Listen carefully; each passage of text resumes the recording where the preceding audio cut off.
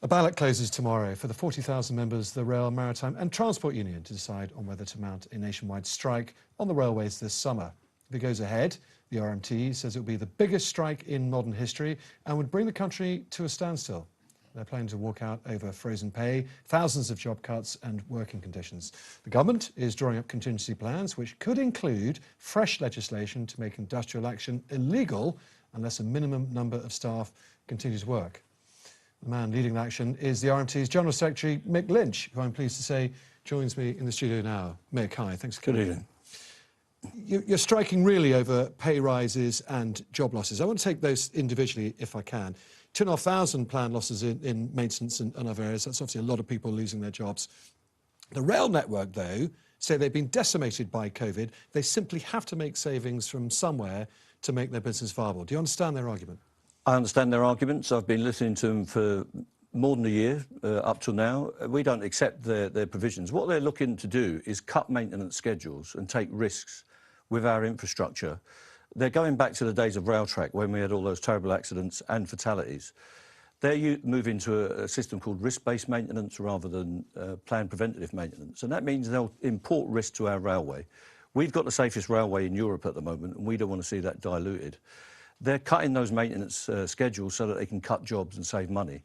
The railway needs to be properly funded and it needs to be properly staffed. And the cuts are not just in Network Rail.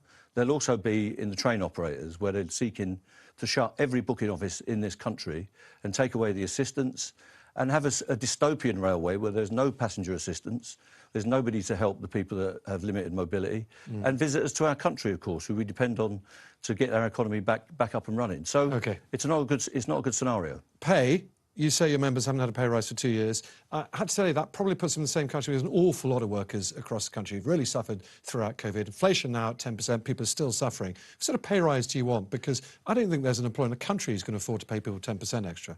Well, we're looking at a negotiated pay deal. What does that mean? What does that mean in numbers? Well, I'll negotiate that with the employers with respect. So the Network Rail anniversary is from January the 1st, so we look at the figure that was around in December, the RPI figure. The train operating companies are generally around April and May, so we'll look at the figures that are appropriate to that. But we've not had a pay rise. We're going into the third year.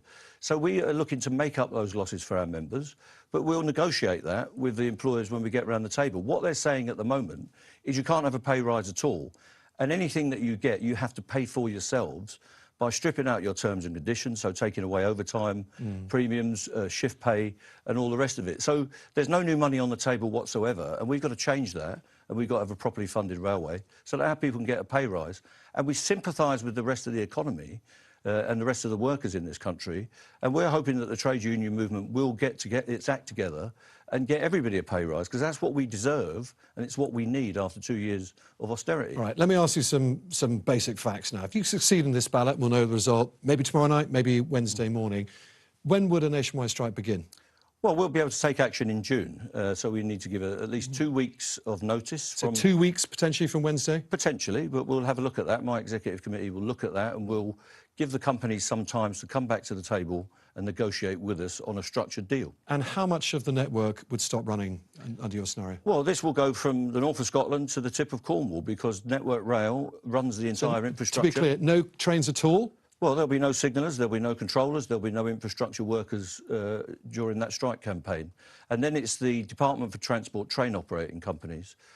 So that's all the ones that are the LNERs, the Great Westerns, all of those companies that Grant Shapps engages to run our railways on the private system. And there are some exceptions in the Scottish regions, in the Scottish nation and in Wales, and some of those regional railways. To be clear, how many days are you planning to strike for? Is this a few days here and there? Is it the entire summer? Do you see this creeping into the autumn, into the winter? Well, we haven't got a prescribed timetable. What we'll do is put some action on if that's what's needed, and we'll invite the companies to negotiate with us. We don't want to go on strike, and we don't want to disrupt the summer.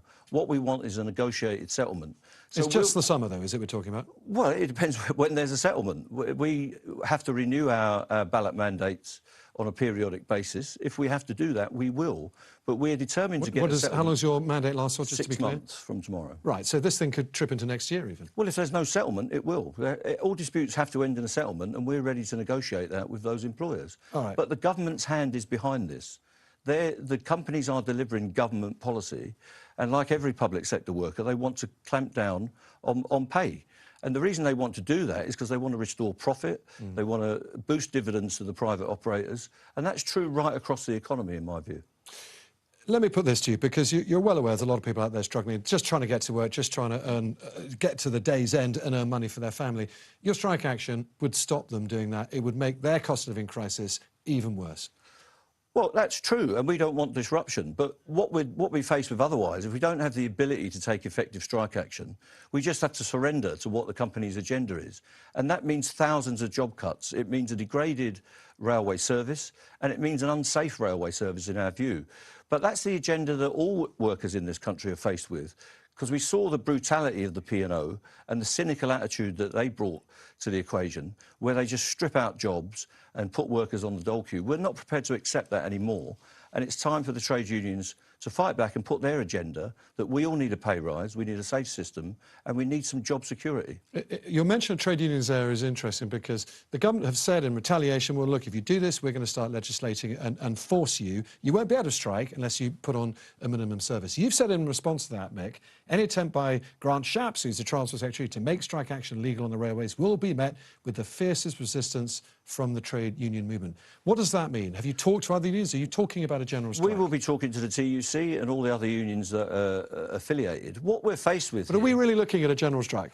Well, that's not for me to say. A general strike is a decision. You're making threats about what the whole trade union movement's going to do. A general strike is a decision of the entire labour movement. But if you're not allowed and not enabled under law to take effective action that delivers for our members, then we'll have to look at what measures we can take. But that is an infringement and direct attack on civil liberties. It's a freedom in this country to take effective industrial action. And this government praises unions in other countries. I remember the Solidarność movement. I remember other movements for civil liberties and rights. And we can't be hypocritical. We either have full rights or we have no rights. And we've seen the Police Act and all the other bills that they're putting through this Parliament. That is a direct attack on our ability to be free and to express ourselves and combine as free individuals. OK. Mick Lynch, RMT General Secretary, thanks for coming in.